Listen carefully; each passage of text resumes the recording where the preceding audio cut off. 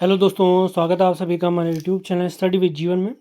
तो जैसा कि आप सभी को ज्ञात है, आज हाईकोर्ट में दो महत्वपूर्ण मामले यानी 7 अक्टूबर को दो महत्वपूर्ण मामलों का फैसला आने वाला था। जिसमें पहला मामला था एलटी नियुक्ति पर जो स्टे लगा हुआ था उसको केस को समाप्त करते हुए, यानी जो स्टे लगा हुआ था एलटी नियुक्ति पर वो माननीय न्यायालय ने हटा दिया है।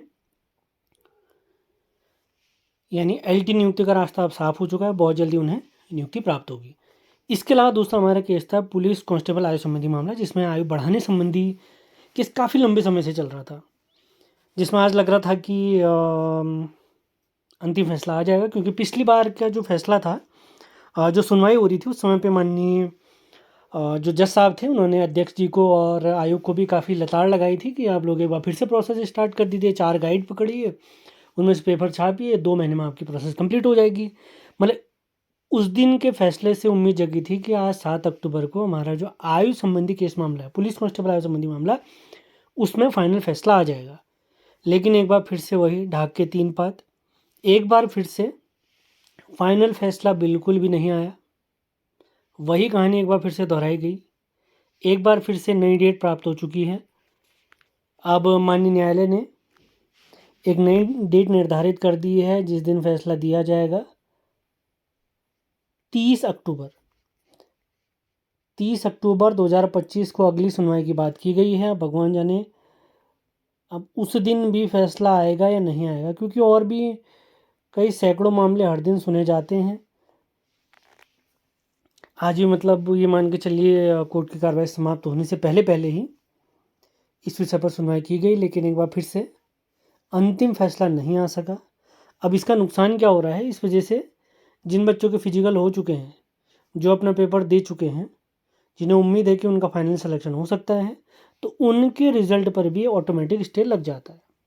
क्योंकि आयोग ने माननीय न्यायालय ने पहले ही कहा हुआ है कि जब तक हमारी फाइनल हियरिंग नहीं हो जाती है तब तक आप प्रोसेस भले ही आपकी चल रही है, लेकिन रिजल्ट जैसे फिजिकल के मार्क्स आउट हो जाते थे पहले, वो भी आउट नहीं हुए, तो रिजल्ट पर भी स्टे लगा हुआ है, तो तब तक रिजल्ट भी आउट नहीं होने वाला है। इसके अलावा कोई अन्य अपडेट हमें प्राप्त होती है तो इसी चैनल स्टडी विद जीवन के माध्यम से आपको अवगत करा दिया जाएगा। चैनल पर आप नए हैं तो इसे लाइक, शेयर और चैनल को सब्सक्राइब जरूर करें। ये अपडेट आपको हमारे टेलीग्राम चैनल और व्हाट्सएप चैनल के माध्यम से प्राप्त होती है।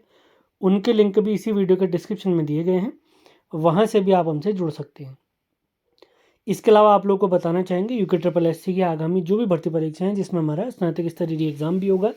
इसके अलावा आगामी कन्या सहायक इत्यादि भर्ती परीक्षाओं के लिए कंप्यूटर के PYQ सीरीज के नोट्स बैच हमने लॉन्च कर दिया है। अगर इससे आप जुड़ना चाहते हैं तो आप जुड़ सकते हैं। इसमें 2010 से 2025 तक की सभी परीक्षाएं जो हुई हैं उसमें कंप्यूटर के जो सवाल पूछे गए हैं सभी को शामिल किया गया है। आपको हम बता दूं 21 सितंबर को जो